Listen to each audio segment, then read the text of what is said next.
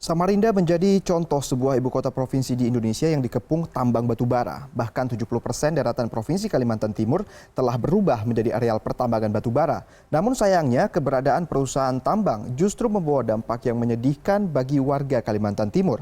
Samarinda kerap dilanda banjir akibat habisnya daerah resapan air.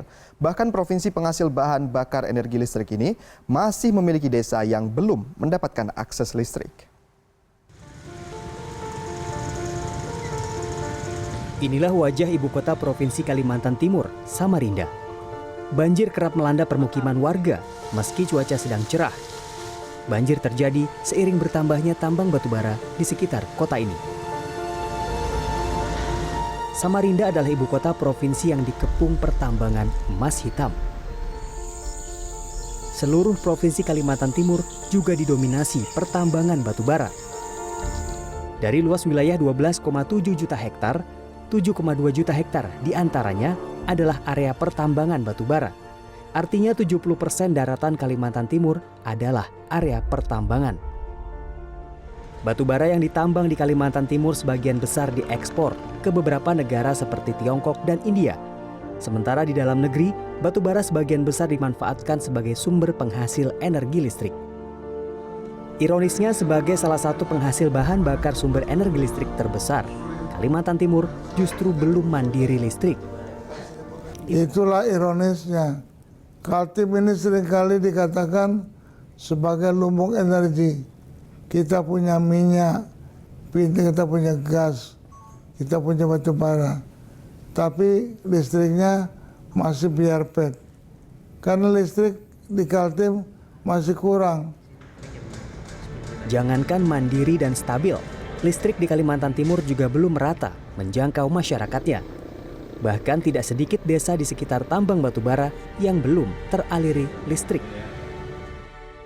Jumlah desa di Indonesia yang masih belum teraliri listrik masih lebih dari 2.500 desa atau 5,8 juta rumah tangga. Saya sedang menuju salah satu desa tersebut, Desa Bukit Pariaman, Dusun Berambai. Untuk dapat menjangkau dusun tersebut, saya melintasi jalan areal tambang batubara.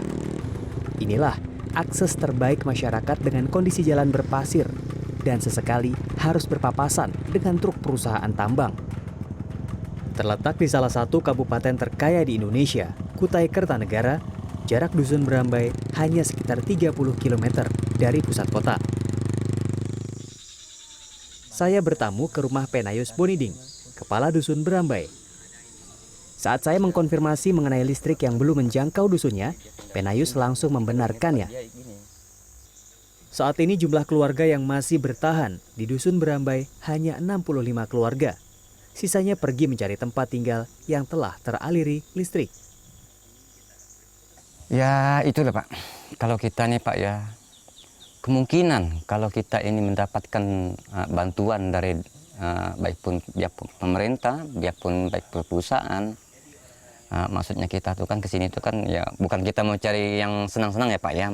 Istilahnya kalau kita pulang sore ada lampu.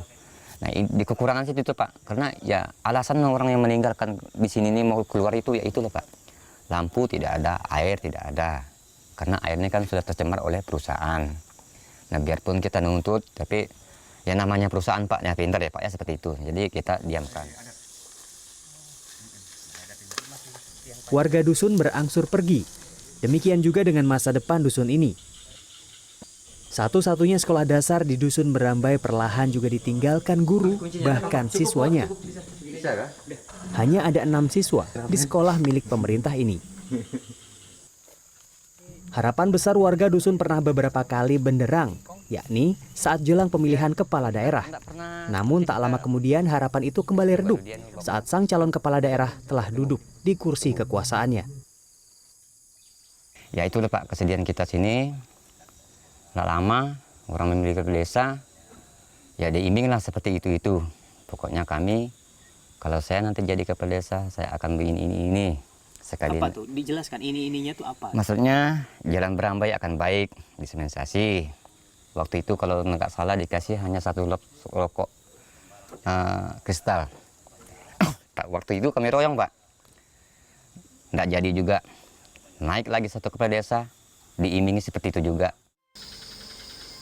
Bertahun-tahun harapan warga meredup seperti dusun mereka saat matahari perlahan tenggelam. Saat malam tiba, dusun Berambai dipeluk gulita.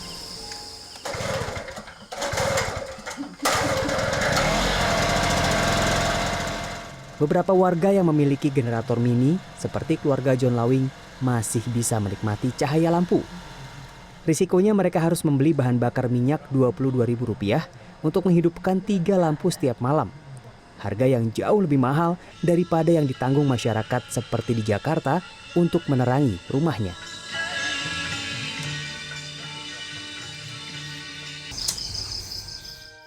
Sementara warga lain yang tidak memiliki generator sudah terbiasa menikmati malam dengan pelita atau lampu minyak. Inilah ironi dusun Berambai dan banyak desa lain di sekitar penghasil energi. Desa yang hampir mati karena terdesak pertambangan batu bara. Tidak ada lagi yang bisa dilakukan meski matahari baru saja pergi. Yogi Tujuliarto, Kalimantan Timur.